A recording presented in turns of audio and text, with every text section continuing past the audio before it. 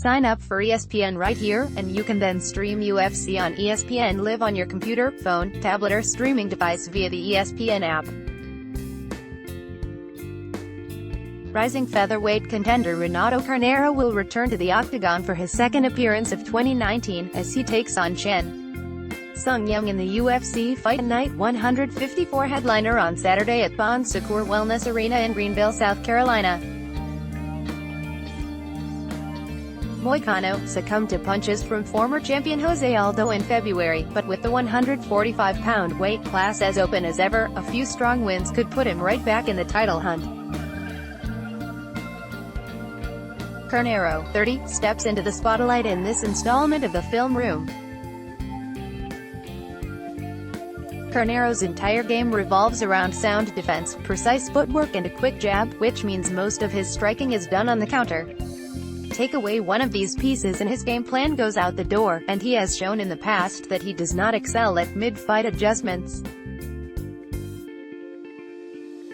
However, opponents who allow him to circle the cage while jabbing his way into the pocket to set up combos, all while staying defensively responsible, are in for a long night. Carneiro is one of the tallest and longest fighters in the division and uses his length, along with adept footwork, to keep opponents at distance and set up his counters.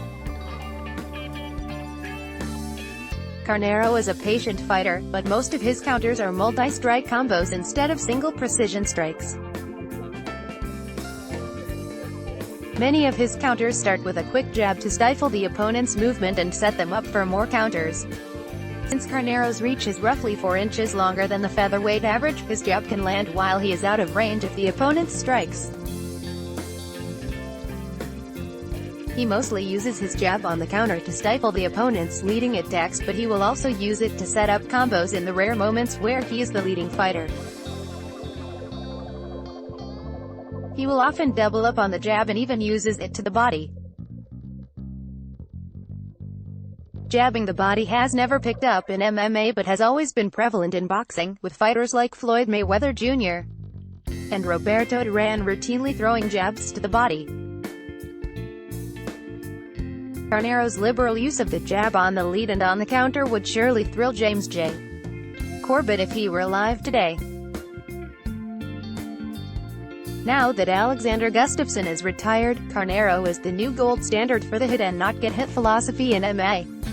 Moicano took a lot of heat for his performance against dangerous power puncher Jeremy Stephens, as he spent most of the fight circling away from the Alliance MMA rep's power hand while picking him apart on the outside with jabs and 1-2s down the middle. This is the intelligent way to fight someone like Stephens, and Carneiro used his footwork and lengthy outside game to great effect. Stephens landed a career-low 27% of his strikes in their encounter. In his most recent fight with Aldo, Carneiro seemed to be trying to prove a point that he is not just a footwork-based outside fighter, and attempted to push the pace and strike in the pocket with the former champion. This was not a smart tactic, and Aldo finished him early in the second round. Perhaps he learned from that loss and realizes it is best to rely on what got you to the dance rather than try to prove a point. Something to notice about Carneiro's defense is his ability to use the clinch to get off of the cage. He will dip his head under the opponent's strikes to get an underhook and use their momentum to turn them around and separate. Carneiro's footwork and timing are usually good enough to stay away from the cage and at a favorable range, but he has a plan if he gets trapped. Early in his career, Carneiro was much more aggressive and worked on the lead a lot. However, these days, he is smart enough to know where his advantages rest and only occasionally leads. Most of his leading strikes are simple 1-2s down the middle, but he will mix in kicks to the body and periodically a spinning attack. Since Carneiro's game relies on movement and slowing down opponents, he intelligently chops down their legs early and often. The Korean Zombie earned his nickname for his ability to constantly plod forward with strikes, and these leg kicks are the perfect technique to give someone like Jung pause while taking away his best weapons.